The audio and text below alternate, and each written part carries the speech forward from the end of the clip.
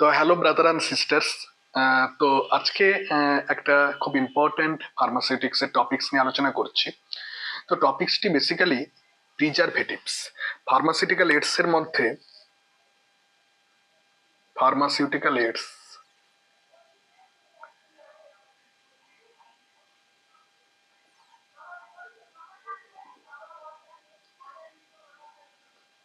Pharmaceutical ads এর মধ্যে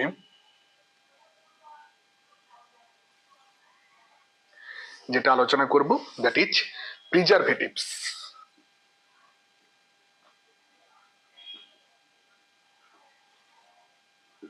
preservatives এর আমরা দুটো পার্টে ভাগ করব, একটা হচ্ছে পার্ট 1, একটা হচ্ছে পার্ট 2।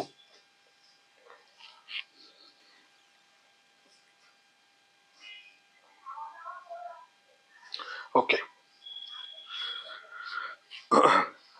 তো প্রাচীন যুগ থেকে আমাদের পূর্বপুরুষরা খাদ্যবস্তুকে সংরক্ষণ করার একটা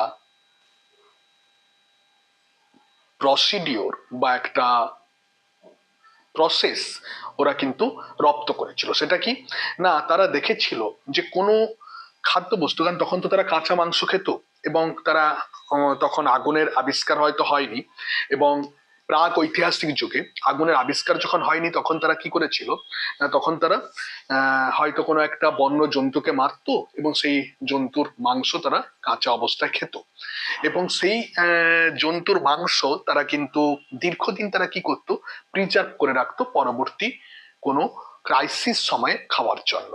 তো সেই প্রিজার্ভেশনের জন্য তারা কি করতো, অনেক সময় কিছু লবণাক্ত সাবস্ট্যান্স তারা ওই মাংসে, কাঁচা মাংসে মাখিয়ে তারা কি করতো, মাটির নিচে কোনো একটা পাত্রে সেই কাঁচা মাংসটা কিন্তু স্টোর করে রাখতো, এবং তাতে দেখা গেল যে দীর্ঘদিন কিন্তু তারা সেই মাংসটাকে কিন্তু স্টোর করে রাখতে পারলো এবং খেতে পারলো। তো সেই থেকে কিন্তু লবণকে প্রিজারভেটিভস হিসাবে ব্যবহার করা প্রচলন হলো, এবং লবণ দেখা গেল, লবণ এক্স্যাক্টলি কি করছে, মাংস থেকে জলটাকে কি করছে, শোষণ করে নিচ্ছে।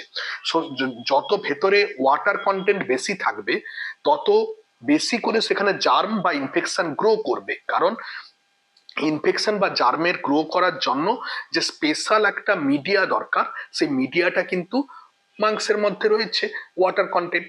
তো মিট ব্রথ মিডিয়া বলা যেতে পারে, বা তোমার আদার বিভিন্ন মিট মিডিয়া, সেখানে কিন্তু জার্ম খুব তাড়াতাড়ি গ্রো করতে পারে। তো সেক্ষেত্রে যদি আমি লবণ দিই তাহলে সে কি করছে না, ওইখান থেকে ভেতরের যে ওয়াটার কন্টেন্টটাকে এক্সট্রাক্ট করে আনছে, তার ফলে কিন্তু ভেতরে কিন্তু তোমার সোকল্ড যে নিউট্রিটিভ মিডিয়া ফর জার্ম সেটা কিন্তু অনেকটা কম হচ্ছে, এবং তার ফলে কিন্তু সেখানে জার্ম গ্রো করতে পারছে না। তো সেই থেকে কিন্তু প্রিজারভেটিভস, এছাড়া ভিনিগার, চিনি, এগুলো প্রথম প্রথম ব্যবহার করা হতো। তারপর বিভিন্ন প্রিজারভেটিভস আমরা কিন্তু ব্যবহার করেছি। আমাদের এই প্রিজারভেটিভস বিভিন্ন খাদ্য বস্তুতে ব্যবহার করা হয়, যাতে খাদ্যবস্তু দীর্ঘদিন আমরা তাকে স্টোর করে রাখতে পারি এবং আমরা তাকে ব্যবহার করতে পারি।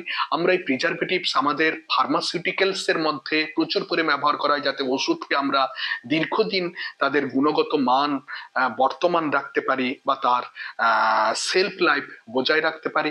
আমরা প্রিজারভেটিভস বিভিন্ন তোমার কসমেটিক সাবস্টেন্সে ব্যবহার করি, যাতে দীর্ঘদিন তাদেরকে ব্যবহার করতে পারি, কোনো রকম ভাবে ইনফেকশন ভেতরে ইনগ্রোথ না হয়, অথবা যাতে সেগুলো তোমার কোনো রকম ভাবে স্পয়েল না হয়ে যায়। আমরা প্রিজারভেটিভস বিভিন্ন রং শিল্পে ব্যবহার করি, যাতে সেখান থেকে কোনো কেমিক্যাল ইনজুরি না হয় বা যাতে রঙের গুণগত মান কিন্তু বজায় থাকে।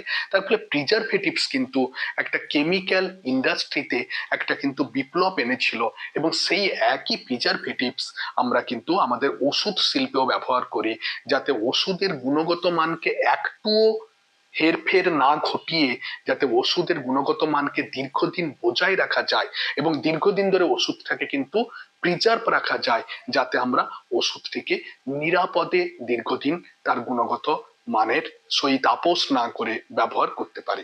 তো সেই প্রিজারভেটিভসকে আমরা দুটো পার্টে ভাগ করব। একটা হচ্ছে প্রিজারভেটিভস নম্বর পার্ট 1, যেখানে আমরা প্রিজারভেটিভস এর আমরা ডেফিনেশন পড়ব, যেখানে আমরা প্রিজারভেটিভসের পারপাস পড়ব, যেখানে আমরা প্রিজারভেটিভসের তোমার ক্যারেক্টারিস্টিক্স পড়ব,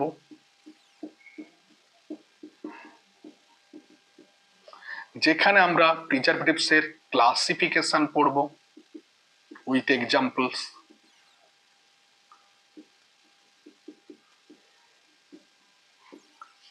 এবং তার সাথে আমরা মোড অফ অ্যাকশন বা মেকানিজম অফ অ্যাকশন পড়ব প্রিজারভেটিভসের, যেখানে আমরা প্রিজারভেটিভসের আমরা অ্যাডভান্টেজ অ্যান্ড ডিসঅ্যাডভান্টেজ কিছু আলোচনা করব। তো এইটা আমরা পার্ট 1-এ পড়বো, এবং পার্ট 2-তে আমরা কিছু special type of preservatives like তোমার মিথাইল প্যারাবেন, লাইক তোমার আলফা টোকোপেরল, লাইক তোমার ইথানল, লাইক তোমার অ্যাসকর্বিক অ্যাসিড, সোডিয়াম সালফাইড। তো এই সমস্ত স্পেশাল টাইপ অফ প্রিজারভেটিভস আমরা কিন্তু পড়বো। তো সেটা আমরা পার্ট 2-তে পড়বো। তো আমরা পার্ট 1-এ আজকে প্রিজারভেটিভস, এবং প্রিজারভেটিভস কিন্তু খুব ইম্পর্টেন্ট তোমার এক্সিট এক্সামের জন্য এবং পাশাপাশি তোমার বোর্ড এক্সামের জন্য। প্রতি বছর কিন্তু আমরা প্রিজারভেটিভস থেকে কিছু না কিছু কোশ্চেন দেখতে পাই, সেটা শর্ট কোশ্চেন হতে পারে, সেটা শর্ট নোটস হতে পারে, সেটা লং কোশ্চেন হতে পারে, সেটা মাল্টিপল চয়েস টাইপের কোশ্চেন হতে পারে, যে কোনো ভাবে কিন্তু প্রিজারভেটিভস আসতে পারে। তো হোয়াট ইজ প্রিজারভেটিভস? না, প্রিজারভেটিভস ডেফিনেশন যদি দেখি, যে প্রিজারভেটিভস হচ্ছে those natural or synthetic, natural or synthetic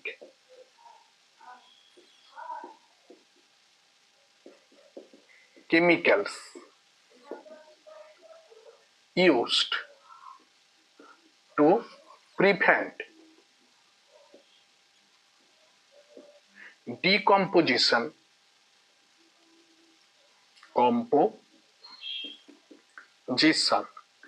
of any material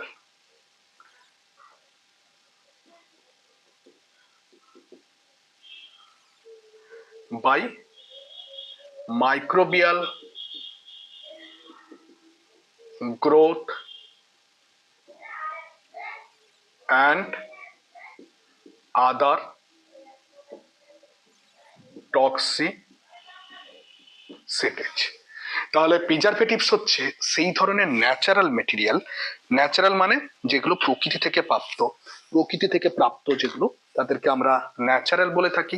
natural অথবা সিনথেটিক, সিনথেটিক মানে যেগুলো ল্যাবরেটরিতে তৈরি করা হয়, সেই ধরনের কেমিক্যাল সাবস্টেন্স যেগুলো কিন্তু আমরা কোনো একটা বস্তুর সঙ্গে মিশিয়ে দিই, সাধারণত স্মল কনসেন্ট্রেশনে, যাতে সেই বস্তুর মধ্যে সাধারণত কোনো জার্ম গ্রো করে বস্তুটির ফিজিক্যাল, কেমিক্যাল, বায়োলজিক্যাল ক্যারেক্টারিস্টিক্স নষ্ট না করে দেয়, এবং বস্তুটির যাতে গুণগত মান বর্তমান থাকে, এবং দীর্ঘদিন ধরে আমরা বস্তুটিকে কিন্তু আমাদের নর্মাল রুম টেম্পারেচার বা কিছু স্পেশাল টাইপ অফ অ্যাটমসফিয়ার তৈরি করে আমরা প্রিজার্ভ করতে পারি, তাদেরকে আমরা প্রিজারভেটিভস বলে থাকি। তাহলে প্রিজারভেটিভস হচ্ছে সেই ধরনের সাবস্টেন্স যারা প্রিজার্ভ করতে সাহায্য করে, those which are helping to preserve something, those are called the preservatives. তো প্রিজারভেটিভস হচ্ছে সেই ধরনের সাবস্টেন্স যারা কিন্তু কোনো কিছুকে সংরক্ষণ করতে সাহায্য করে, তাদেরকে আমরা প্রিজারভেটিভস বলে থাকি। এবং সেই প্রিজারভেটিভস কখনো তারা ফুড কে প্রিজার্ভ করতে ব্যবহার করা হয়, কখনো তারা ওষুধকে প্রিজার্ভ করতে ব্যবহার করা হয়, কখনো তারা কসমেটিক সাবস্টেন্সকে প্রিজার্ভ করতে ব্যবহার করা হয়, কখনো তারা বিভিন্ন গ্রেইনস বা ফসলকে প্রিজার্ভ করতে ব্যবহার করা হয়, কখনো তারা তোমার পেইন্ট ইন্ডাস্ট্রিতেও ব্যবহার করা হয়। তো প্রিজারভেটিভস তাহলে কিন্তু বিভিন্ন জায়গায় ব্যবহার রয়েছে, আমরা ইউজের ক্ষেত্রে আমরা দেখব। সো ডেফিনেশন যখন দেওয়া হবে তখন একটা দুটো এক্সাম্পল আমরা দিয়ে দিই, যেমন ধরো নর্মাল লবণ, যেমন ধরো ভিনিগার, যেমন ধরো সুগার, যেমন ধরো ইথানল, যেমন ধরো লেমন জুস, যেমন ধরো নিম oil, etcetera. These are the preservatives. Clear হয়েছে? ক্লিয়ার হয়েছে না হয়নি? আচ্ছা, তো আমরা নেক্সট চলে যাব যে প্রিজারভেটিভস আমরা কি কি ক্যারেক্টারিস্টিক্স আমরা পেয়ে থাকি। তাহলে আমরা ফার্স্ট ডেফিনেশন পড়লাম, দেন আমরা ক্যারেক্টারিস্টিক্স পড়বো, তারপর ক্লাসিফিকেশন, আচ্ছা তারপর আমরা পারপাস পড়বো, দেন আমরা আচ্ছা পারপাস এবং ইউজেস একই হতে পারে, আমরা সেটা দেখে নিই। পারপাস কি কি হতে পারে?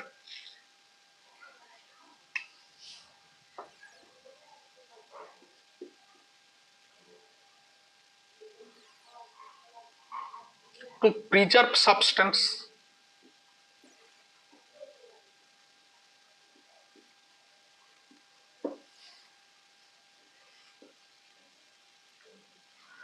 to extend the shelf life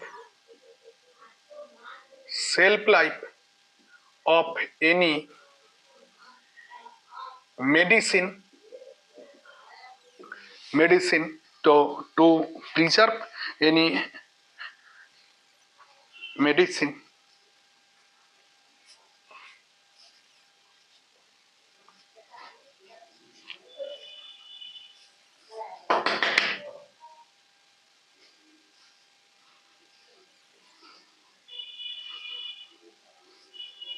তো মেডিসিন তো preserve to extend self life of any medicine. Preservatives আমরা অনেক সময় ব্যবহার করি ফর রিসার্চ পারপাস, কারণ আমরা রিসার্চ পারপাসে প্রতিনিয়ত গবেষণা করছি বিভিন্ন প্রিজারভেটিভস নিয়ে, তাহলে রিসার্চ পারপাসে আমরা প্রিজারভেটিভস ব্যবহার করি for research purpose.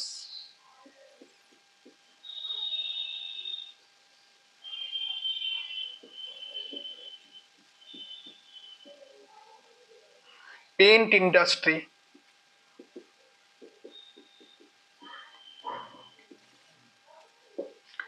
Bakery industry, bakery, তারপর ওয়াইন ইন্ডাস্ট্রি, তারপর ফুড অ্যান্ড ব্রেভারেজ ইন্ডাস্ট্রি, এগুলোতে কিন্তু আমরা প্রিজারভেটিভস আমরা ব্যবহার করি। তাহলে প্রিজারভেটিভস আমরা বিভিন্ন সাবস্টেন্সকে প্রিজার্ভ করতে, আমরা বিভিন্ন ওষুধের সেলফ লাইফ মানে কতদিন ধরে ওষুধটিকে তাকে রাখা হচ্ছে, সেলফ লাইফ মানে কতদিন ধরে ওষুধটিকে তাকে রাখা হচ্ছে, যতদিন পর্যন্ত ওষুধটি আমি নির্দিষ্ট তাকে স্টোর করে রাখতে পারবো ততদিন পর্যন্ত তার সেলফ লাইফ বাড়তে থাকবে। তো সেলফ লাইফ কথার অর্থ হচ্ছে কতদিন পর্যন্ত ওষুধটিকে তাকে রাখা হচ্ছে। তো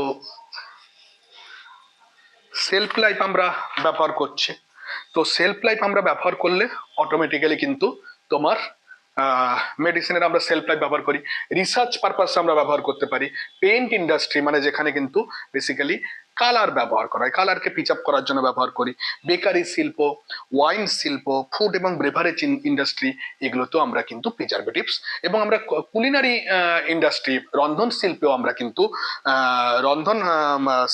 আমরা কিন্তু প্রিজারভেটিভস ব্যবহার করি। So these are the mainly তোমার পারপাস এবং uses. So these are the purpose and uses. Clear? Clear হয়েছে কি হয়নি? ওকে, চলো নেক্সট আমরা চলে যাব, সেটা হচ্ছে ক্যারেক্টারিস্টিক্স, মানে প্রিজারভেটিভস এর আইডিয়াল কি কি ক্যারেক্টারিস্টিক্স থাকা দরকার। তাহলে ক্যারেক্টারিস্টিক্স,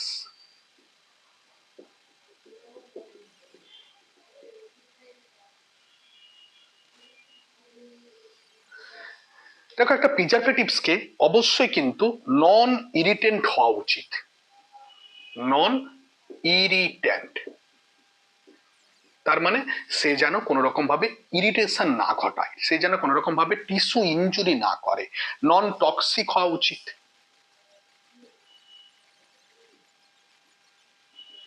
নন টক্সিক হওয়া উচিত, নন অ্যালার্জিক হওয়া উচিত, যাতে কোনো অ্যালার্জি না তৈরি করে। এগুলো তো সবাই জানো, পড়েছো। নন অ্যালার্জিক হওয়া উচিত।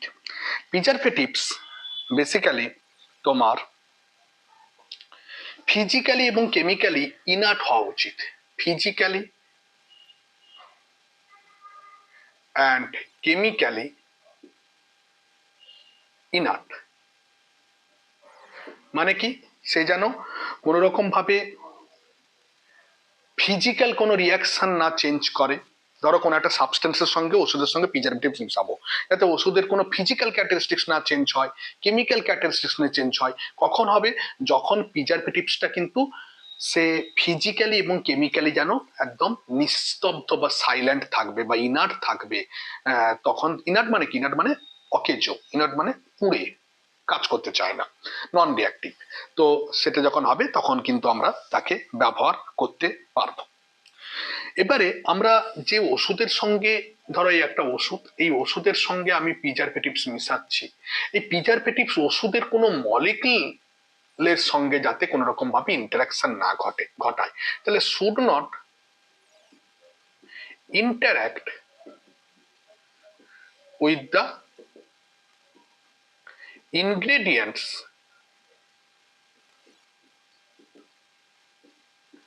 Of the substance.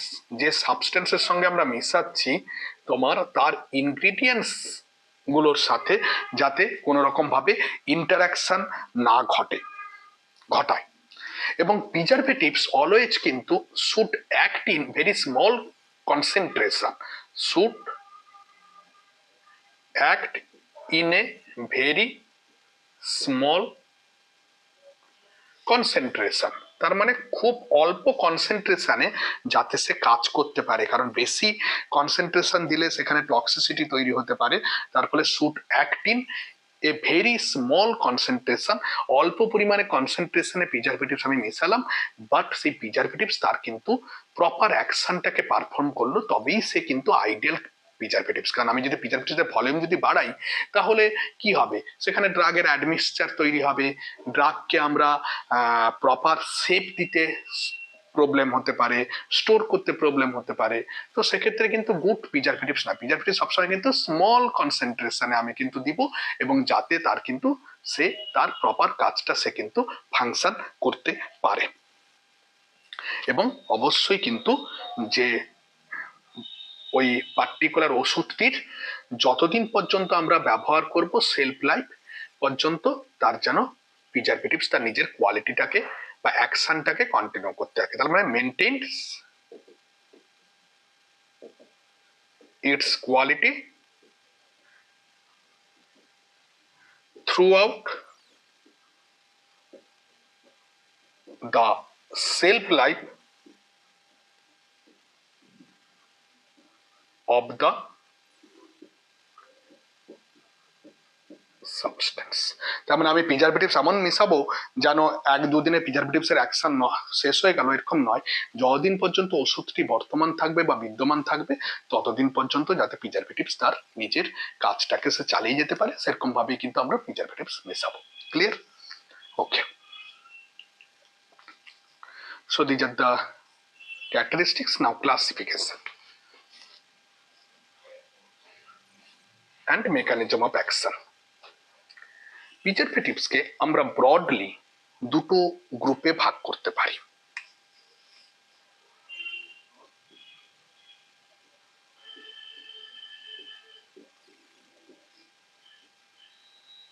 আমরা ব্রডলি দুটো গ্রুপে ভাগ করতে পারি। একটা হচ্ছে মেকানিজম অফ অ্যাকশনের উপস্থিতিতে আমরা প্রিজারভেটিভসকে প্রধানত তিনটা ক্যাটাগরিতে ভাগ করি। একটা হচ্ছে অ্যান্টিঅক্সিডেন্ট টাইপের প্রিজারভেটিভস,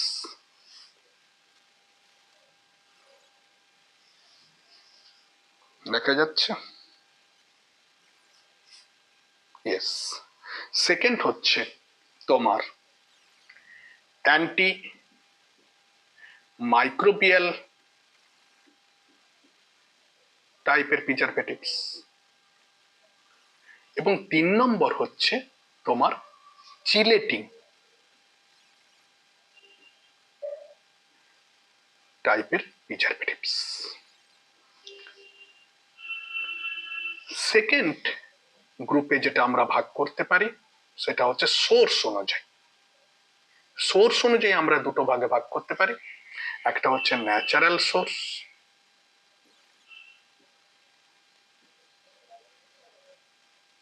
আর একটা হচ্ছে এনিম্যাল সোর্স।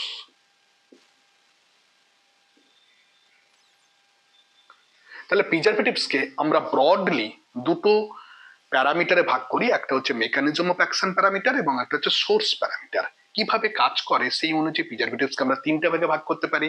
একটা হচ্ছে অ্যান্টিঅক্সিডেন্ট গ্রুপের প্রিজারভেটিভস, একটা হচ্ছে অ্যান্টি মাইক্রোবিয়ালস টাইপের প্রিজারভেটিভস, আর chelating type of preservative. Preservatives প্রত্যেকে কিন্তু এই তিনটা গ্রুপে ইন্টারমিক্সিং করে কাজ করে, ওভারল্যাপিং। তার মানে যে প্রিজারভেটিভসটা অ্যান্টি মাইক্রোবিয়াল তার কিন্তু অ্যান্টিঅক্সিডেন্ট প্রপার্টিও থাকতে পারে, তার চিলেটিং প্রপার্টিও থাকতে পারে। তার মানে বেসিক্যালি তিনটা অ্যাকশনকে আমরা ভাগ করেছি। আর সোর্সকে আমরা দুটো ভাগে ভাগ করেছি, একটা হচ্ছে ন্যাচারাল সোর্স, একটা হচ্ছে এনিম্যাল সোর্স। তো অ্যান্টিঅক্সিডেন্টের মধ্যে এরা কি করে না, এরা mainly prevents oxygen free radicals. এরা অক্সিজেন ফ্রি র্যাডিক্যালসকে প্রিভেন্টস না করে নিউট্রালাইজেস করে।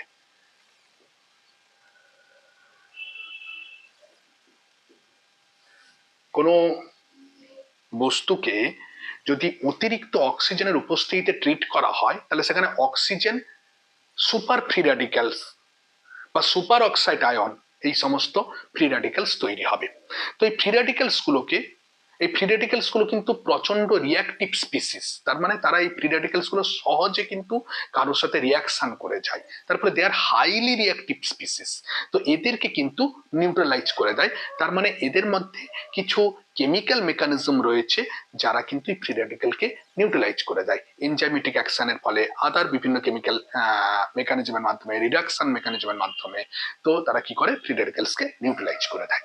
এমন খুব কমন এক্সাম্পল অ্যান্টিঅক্সিডেন্ট টাইপের,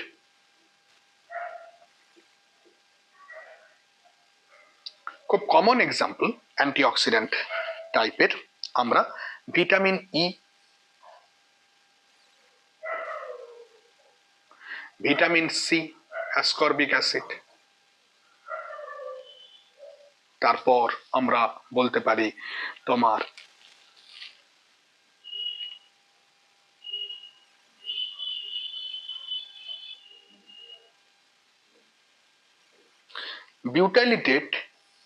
বিউটাইলেটেড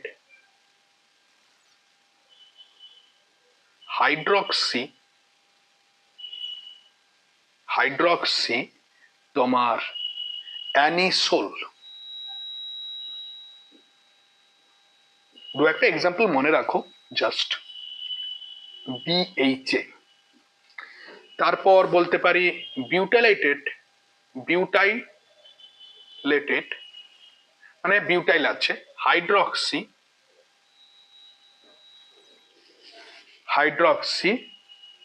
টলুইন।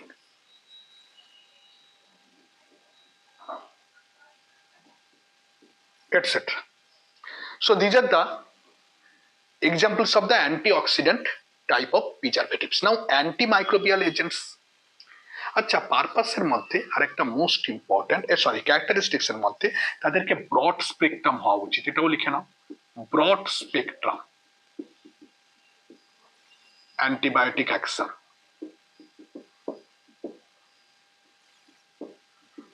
মানে কি, স্পেকট্রাম মানে হচ্ছে রেঞ্জ। তার মানে আমাদের এই total bacteria, virus, fungus, protozoa, এদের বিভিন্ন ন্যাচারাল ক্যারেক্টারিস্টিক্স আছে।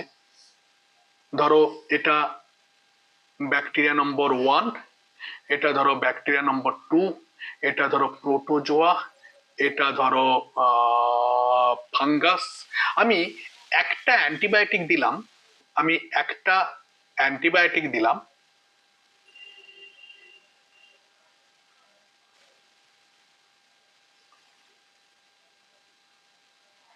এই অ্যান্টিবায়োটিক ব্যাকটেরিয়াকেও মারলো, তোমার ব্যাকটেরিয়া 2 কেও মারলো, প্রোটোজোয়াকেও মারলো, ফাঙ্গাসকেও মারলো। তার মানে কি হলো, ম্যাক্সিমাম কাভারেজ দিল। তাহলে যে অ্যান্টিমাইক্রোবিয়ালস ম্যাক্সিমাম কাভারেজ দেয়, বিশেষ করে ব্যাকটেরিয়ার মধ্যে গ্রাম পজিটিভ, গ্রাম নেগেটিভ এবং অ্যাটিপিক্যাল ব্যাকটেরিয়া তিনটাকেই কিন্তু মারতে পারে, ম্যাক্সিমাম ফাঙ্গাস এবং প্রোটোজোয়াকে দমন করতে পারে, তাদেরকে আমরা বলবো broad spectrum antimicrobial agents. Broad spectrum, spectrum মানে অনেকটা বিস্তৃত তাদের রাশি, তাদের যে রেঞ্জ, ব্রড রেঞ্জ, তাদের কিন্তু রেঞ্জ অনেকটা বিস্তৃত। তার মানে সামান্যতম ওই অ্যান্টিমাইক্রোবিয়াল এজেন্টস এর মধ্যে আমি ম্যাক্সিমাম অ্যামাউন্ট অফ বা maximum type of bacteria, maximum type of protozoa, maximum type of fungus, এদেরকে আমি দমন করতে পারছি। So that's why those are called the broad spectrum antimicrobial agents. তো এই অ্যান্টিমাইক্রোবিয়াল এজেন্টস গুলো সবগুলো কিন্তু ব্রড স্পেকট্রাম, এবং তারা ব্যাকটেরিয়াকে মারে।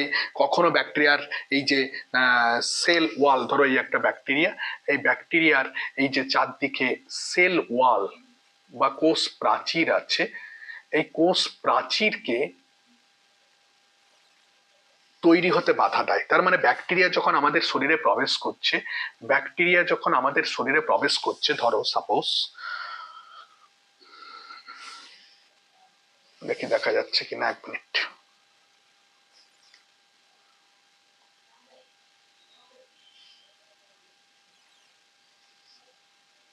ধরো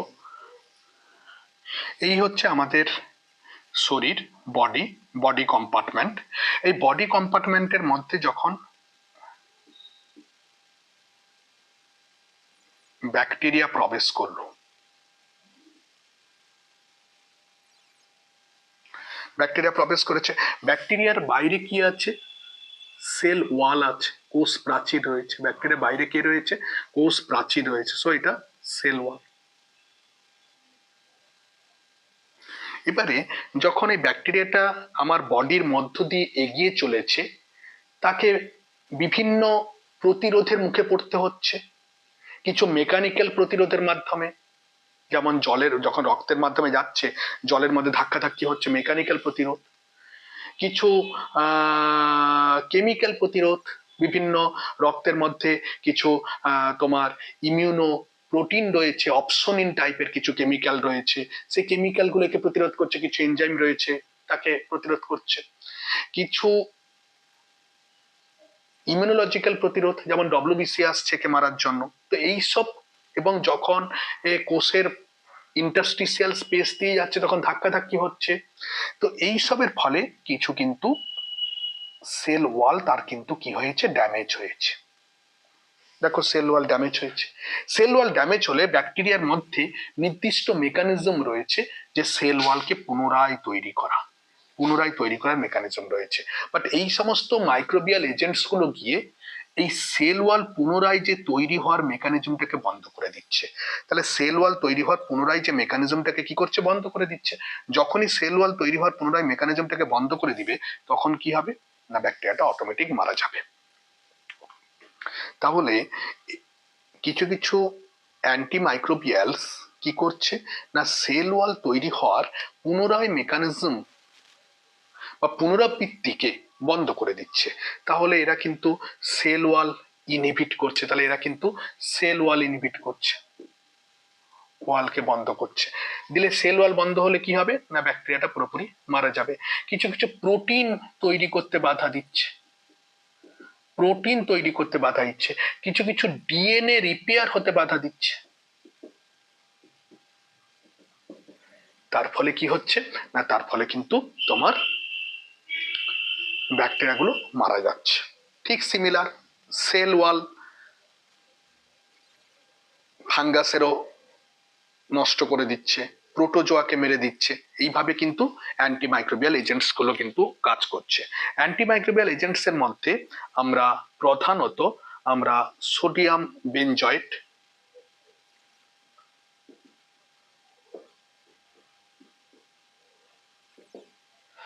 জয়েট, ইথানল,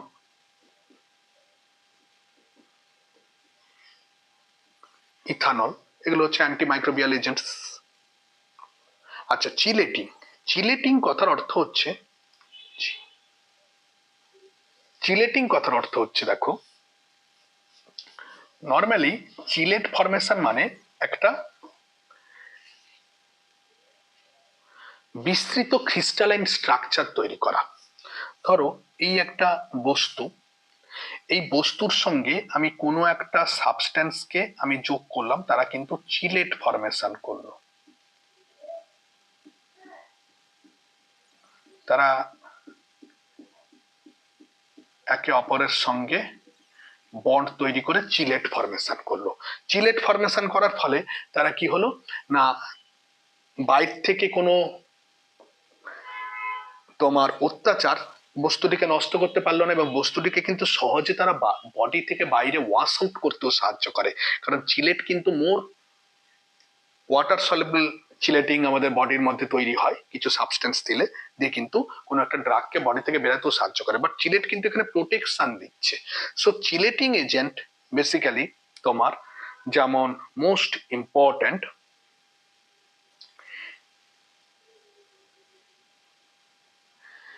ইথিলিন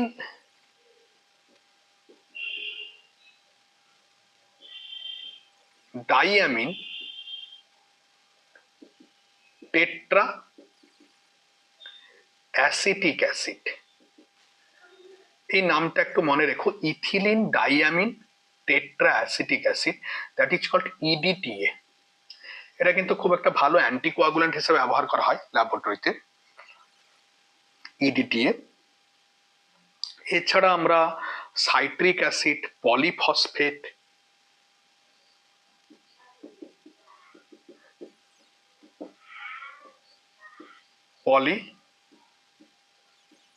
পলিফসফেট, এগুলো কিন্তু আমরা চিলেটিং এজেন্টস হিসেবে ব্যবহার করি। নাও ন্যাচারাল সোর্স। ন্যাচারাল সোর্স তোমার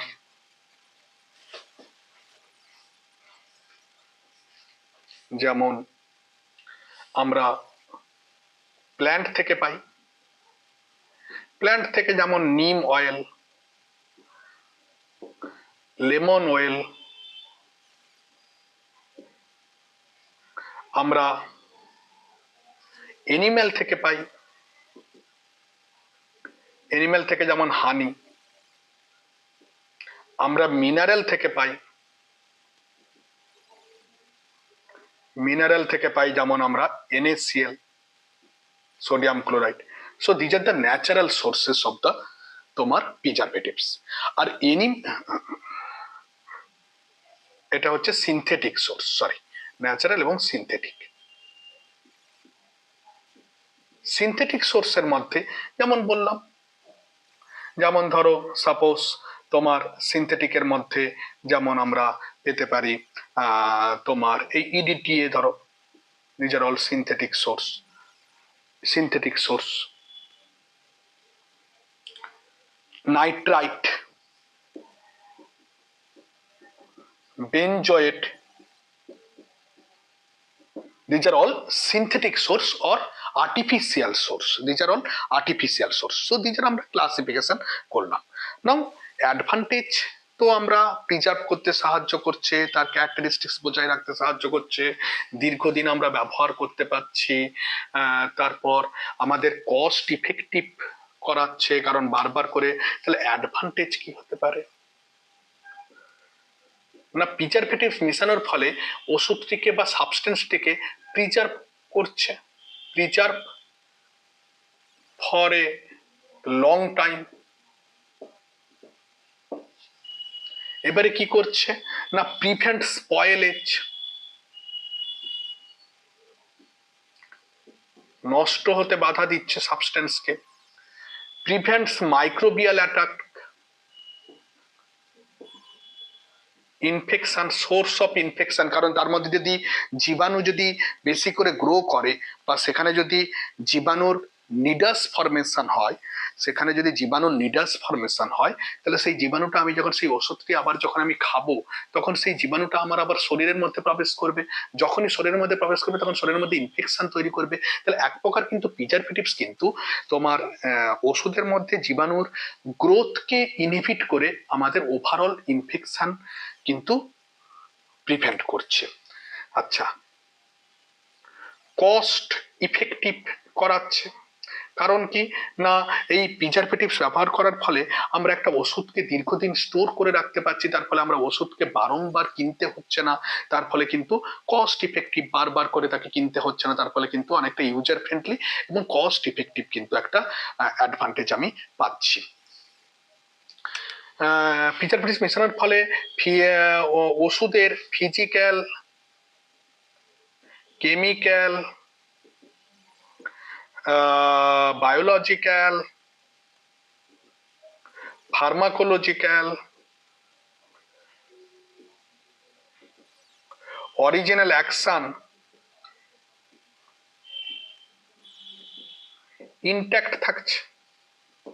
ইনট্যাক্ট থাকছে। তার মানে ওষুধের কোনো গুণগত মান কিন্তু নষ্ট হয়ে যাচ্ছে না, তার ফলে কিন্তু সহজে আমরা কিন্তু তার কাছ থেকে সুবিধা অনুভব করছি। তো this are the major advantages. Preservatives তোমার ট্রান্সপোর্ট করতে সাহায্য করে, স্টোর করতে সাহায্য করে, তাহলে helps in transport and storage of the drug.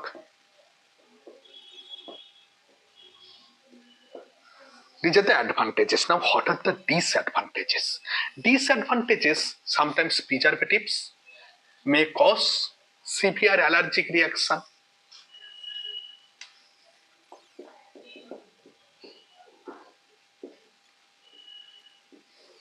May cause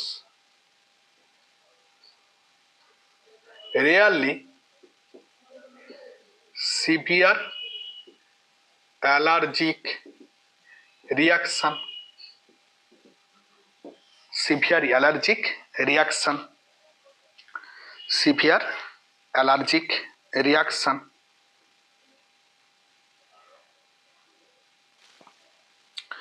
আমরা কিছু ন্যাচারাল অয়েলস আমরা প্রিজারভেটিভ হিসেবে ব্যবহার করেছিলাম। ন্যাচারাল অয়েলস আমরা কিছু প্রিজারভেটিভ হিসেবে ব্যবহার করেছিলাম, যেগুলো কিন্তু পরবর্তীকালে, যেমন গ্রেপ সিড অয়েল, যেগুলো কিন্তু পরবর্তীকালে সিভিয়ার হেলথ ইস্যুস তৈরি করলো, তার ফলে তাদেরকে আমরা পরিত্যাগ করেছি। আমরা সিভিয়ার হেলথ ইস্যুস তৈরি করলো। অনেক সময় তোমার এই প্রিজারভেটিভস তোমার ড্রাগ পেনিট্রেশনে বাধা দেয়, তাহলে sometimes prevents drug penetration. So these are the major disadvantages of the preservatives. তো আমরা প্রিজারভেটিভস এর ফার্স্ট পার্ট আমরা শেষ করলাম। প্রিজারভেটিভস আমরা ডেফিনেশন কাকে বলে বললাম, প্রিজারভেটিভস আমরা কি কি কারণে ব্যবহার করব, কি পারপাসে আমরা প্রিজারভেটিভস ব্যবহার করব সেটা আমরা দেখলাম। প্রিজারভেটিভস আমরা আইডিয়াল একটা প্রিজারভেটিভস এর কি কি ক্যারেক্টারিস্টিক্স থাকা দরকার, তাহলে কোন কোন ক্যারেক্টারিস্টিক্স থাকলে একটা প্রিজারভেটিভসকে আমরা আইডিয়াল প্রিজারভেটিভস বলবো সেটা আমরা দেখলাম, এবং তার সাথে সাথে কিছু কিছু এক্সাম্পল এবং তারা কিভাবে কাজ করে সেটা আমরা একটু ছোট করে দেখলাম। দেন আমরা অ্যাডভান্টেজ কিছু আমরা আলোচনা করলাম এবং ডিসঅ্যাডভান্টেজ কিছু আমরা আলোচনা করলাম। আমরা নেক্সট পার্টে আমরা কিন্তু কিছু পার্টিকুলার প্রিজারভেটিভস নিয়ে পড়বো, যেমন ধরো ইথানল সম্পর্কে পড়বো, যেমন ধরো তোমার ascorbic acid, vitamin C, alpha tocopherol vitamin E, sodium benzoate সম্পর্কে আমরা পড়বো, তারপর আমরা সোডিয়াম সালফাইড সম্পর্কে পড়বো। তো এই সমস্ত ম্যাক্সিমাম মিথাইল প্যারাবেন সম্পর্কে পড়বো। এই সমস্ত প্রিজারভেটিভস গুলো কিন্তু আমরা ম্যাক্সিমাম যেগুলো ব্যবহার করে থাকি আমাদের বিভিন্ন ওষুধ ইন্ডাস্ট্রিতে ম্যাক্সিমাম ভাবে সেগুলো কিন্তু আমরা তার সম্পর্কে পড়বো, কারণ সেখান থেকে অনেক সময় টিকা আসে, 2-1 নাম্বার করে অনেক সময় টিকা আসে, তারপরে সেটা কিন্তু আমরা নেক্সট পার্টে আমরা কিন্তু আলোচনা করব। সো আজকের মতো আমার এইখানে এই ফার্মাসিউটিক্যাল জার্নি কিন্তু শেষ করছি। আশা করি তোমরা এই টপিকসটা খুবই সহজ লেগেছে এবং একদম পুরো স্টেপ বাই স্টেপ কিন্তু অনুভব করে নিয়েছো। আমি লিখতে বুঝতে এগুলো বলবো না, জাস্ট ফিল করেছো, স্টেপ বাই স্টেপ ফিল করেছো। এবং একবার ফিল করে নিয়েছো মানে আমাকে প্রিজারভেটিভস পড়তে গেলে কি পার্টে পড়তে হবে সেটাও কিন্তু আমি জেনে নিলাম। এবং এখনই জাস্ট একবার পড়ে নিয়ে তুমি বা ভিডিওটা দেখে নিয়ে তুমি কি করো, পড়তে বসো। জাস্ট 1 ঘন্টার মধ্যে যখনই তুমি ভিডিও দেখবে, আমার একটাই সাজেশন, তুমি যখনই যার হোক যেখান থেকে হোক, তুমি যখন কোনো ভিজুয়ালাইজ করবে, যখন তুমি অডিও ভিজুয়াল মিডিয়ার মাধ্যমে যখন কোনো কিছু শিখবে, তার ঠিক 15 মিনিট 20 মিনিটের মধ্যেই তুমি সেই টপিকসটা কিন্তু ডিটেলসে পড়ে নাও। তাতে কিন্তু তোমার কিন্তু অনেকটা বেশি আত্মস্থ হবে। আমি কিন্তু বারংবার একটা কথা বলছি যে আমার ভিডিও যে দেখতে হবে এমন কোনো কথা নয়, তুমি যেখান থেকে পারো ভিডিও দেখো, যেখান থেকে পারো তুমি লার্নিং সোর্স তৈরি করো। বাট কিন্তু কোইন্সিডেন্টালি তোমার কিন্তু ওখান থেকে তুমি অনুভব করলে, দিয়ে তুমি পড়ে নিলে, দিয়ে তুমি আত্মস্থ করলে, দিয়ে লিখলে, দিয়ে প্র্যাকটিস করলে, এইভাবেই এগাতে হবে। দেখো ফার্মাসি কিন্তু খুবই ইজি, বাট ম্যাক্সিমাম মানুষজন না তাদের সঠিক টিচারের কাছ থেকে গাইডেন্স পায় না, তার ফলে কিন্তু পড়াশোনা করে না। পড়াশোনা যখন করবে না তখন পরীক্ষায় তুমি ফেল করবে, সাপ্লি আসবে, বারবার করে তোমার ইয়ার ল্যাক হবে, ইয়ার নষ্ট হবে, টাকা নষ্ট হবে, সময় নষ্ট হবে, স্বপ্ন নষ্ট হবে। এবং এখন তো আরো একটা মারাত্মক ইস্যু হয়ে দাঁড়িয়েছে, যেটা হচ্ছে কি এক্সিট এক্সাম। যেটা হচ্ছে কি এক্সিট এক্সাম। এক্সিট এক্সামে কিন্তু একটাই বৈশিষ্ট্য, সেটা হচ্ছে তুমি কতটা অনুভব করেছো ফার্মাসিটা, তুমি কতটা অনুভব করেছো, তুমি 2 বছর যে পড়াশোনা করলে কতটা মুখস্থ করেছো নয়, কতটা অনুভব করেছো, সেই অনুভূতির উপর তোমার কিন্তু একটা টেস্ট নেওয়া হবে, যাকে আমরা এক্সিট এক্সাম বলা হচ্ছে। এবং এই এক্সিট এক্সাম কিন্তু রেজিস্ট্রেশন পাওয়ার জন্য পরীক্ষা, প্রত্যেককে দিতে হবে। তুমি ওয়েস্ট বেঙ্গলে পড়লেও দিতে হবে, তোমাকে ব্যাঙ্গালোরে পড়লেও দিতে হবে, তোমাকে দিল্লিতে পড়লেও দিতে হবে, তোমাকে গুজরাটে পড়লেও দিতে হবে। এবং এত সহজ সিস্টেম হয়ে গেছে যে যেখান থেকে পড়ুক না কেন, এই টেস্টে যে টিকবে তাকেই রেজিস্ট্রেশন দেওয়া হবে, যে টিকবে না তাকে রেজিস্ট্রেশন দেওয়া হবে না। তার মানে তুমি যেখান থেকেই পড়ো না কেন, এই যে আগে আগে বিভিন্ন মানুষজন বলতো বাইর থেকে পড়বি না, ভেতর থেকে পড়বি, উত্তর থেকে পড়বি না, দক্ষিণ থেকে পড়বি, পূর্ব থেকে পড়বি না, পশ্চিম থেকে পড়বি, এগুলো সম্পূর্ণ বাজে কথা। সিস্টেম হচ্ছে একটাই ইউনিফর্ম সিস্টেম, সারা ভারতবর্ষ ব্যাপী একটা পরীক্ষার আয়োজন করা হবে, যাকে বলা হয় রেজিস্ট্রেশন পাওয়ার জন্য পরীক্ষা। এই পরীক্ষার নাম হচ্ছে এক্সিট এক্সাম। এই পরীক্ষায় টিকতে গেলে একমাত্রই অস্ত্র প্রথম থেকে একজন ভালো টিচারের কাছে আন্ডারে কিন্তু আস্তে আস্তে করে সুন্দরভাবে পড়তে থাকা। এবং তোমরা যদি আমার ফার্দার অ্যাসিস্ট্যান্স চাও সঠিকভাবে ফার্মাসিতে ভর্তি হওয়ার জন্য, সেক্ষেত্রে আমরা অ্যাসিস্ট করে দিই। তোমরা কিন্তু 6291086211 নাম্বারে যোগাযোগ করো। আমরা এখানে West Bengal pharmacy council, pharmacy council of India, Indian pharmacy council, সমস্ত ফার্মাসি কাউন্সিলের আন্ডারে বিভিন্ন কলেজে আমরা সঠিকভাবে অ্যাডমিশন করাই, তাদেরকে সঠিকভাবে পড়াই, তাদেরকে এক্সিট এক্সামের একদম ফুল উপযুক্ত করে তুলি। এবং পরীক্ষায় আমাদের ম্যাক্সিমাম কোশ্চেন কমন আসে, এক্সিট এক্সামেও আসবে, প্রত্যেকটা বোর্ড পরীক্ষায় আমাদের ম্যাক্সিমাম কোশ্চেন কিন্তু কমন, প্রায় 95% কোশ্চেন কিন্তু কমন। আর আমরা প্রথম দিন থেকে তাদেরকে কিন্তু পড়াতে থাকি আস্তে আস্তে করে, যাতে সে কিন্তু অ্যাকাস্টমড হয়ে যায় সিলেবাসের সঙ্গে, এবং কি ধরনের কোশ্চেন আসে সেই প্যাটার্নের সঙ্গে যাতে অ্যাকাস্টমড হয়ে যায়। সো দ্যাটস ওয়াই কিন্তু এই ছোট্ট একটা প্রচেষ্টা তোমাদের জন্য, মেনলি তোমাদের জন্য। এবং আশা করি তোমাদের এই প্রচেষ্টাটা ভালো লাগছে, ভালো লাগবে, এবং নিজেকে এই প্রচেষ্টার সাথে একাত্মীভূত করবে। কারণ তুমি যদি একদম আত্মস্থ এই প্রসেসে না হও, তাহলে কিন্তু তোমার জার্নিটা অনেকটা স্মুথ নাও হতে পারে।